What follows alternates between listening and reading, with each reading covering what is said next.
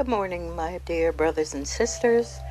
Welcome to another session of Tiny Tidbits. Haven't done one for a while, but God's been really giving me some great revelation and some great insight.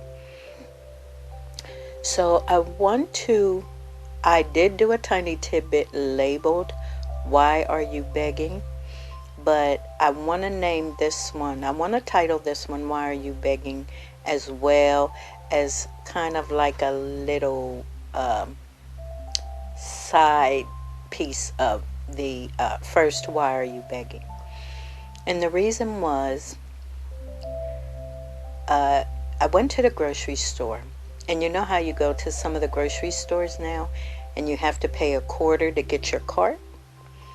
Well, I just automatically assumed, because I thought I did have some change, but I did not have a case quarter. So you do need a case quarter in order to eject your cart and get your cart so you can, use it to shop. So I was telling my daughter, I said, I don't have a quarter.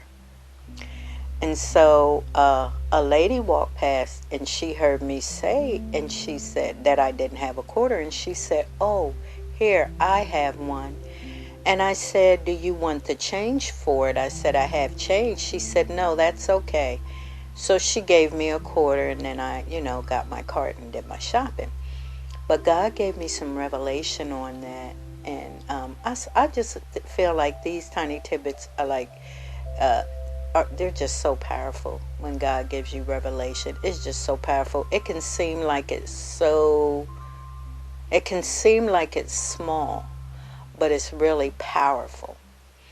I don't know, it's just like an atom exploding or something. It's just mind-boggling to me. And so when I got home and I thought back on the situation, the Lord said, you were standing there and you needed a quarter, and I wasn't necessarily going to ask someone for a quarter, but I was trying to figure out, okay, what am I going to do? And the "Why Are You Begging" title came to mind when I thought back on it. And the Lord said, and then when I got home, I was going through my pocketbook, and as I reached down into the bottom and I began to move some things out of the way, I had so many quarters in the bottom of my pocketbook that I didn't even know were there. And the Lord said, many times we are in a begging state, which means we're in an area where we're lacking or malnutrition when we don't even have to be. He said, you have it. It's there. It's in you. If you just move some stuff out of the way, you have enough. You have more than enough. He said, move some of the debris out of the way. He said, lay aside every weight and every care that will so easily beset you. Move the stress out of the way. Move the toxicity out of the way. Move the toxic relationships out of the way.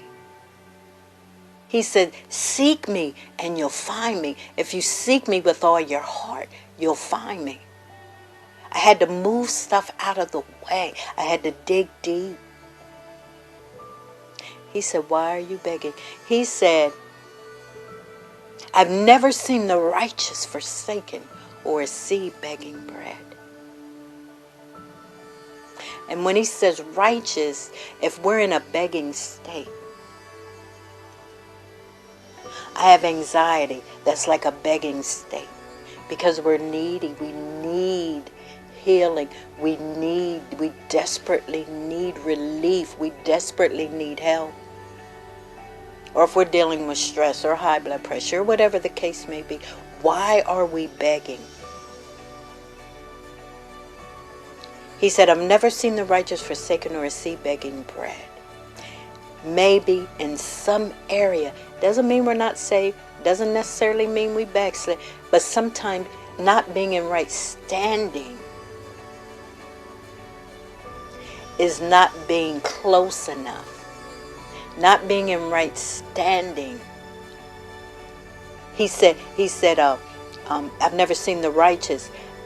It doesn't mean that you're not saved. It doesn't mean that you necessarily, but sometimes we're just not in right standing. We haven't been praying like we should. We haven't been fasting like we should. We haven't been taking the word in like we should. We haven't been getting enough saturation on us to repel the enemy's strategies and tricks and diseases and sicknesses. Why are you begging? When I went to the cross and that crown was crushed into my skull, and that sword pierced my side, and those nails went through my hands and my feet, he said, at that moment, you had enough. It's in you. You have what it takes. Why are you begging? Thank you for listening. Thank you for taking your time out. I pray that if you think this would help you and you think it might help somebody else, I pray that you would share it. If you have any questions or comments, I would be so happy to hear what you have to say. Amen. God bless.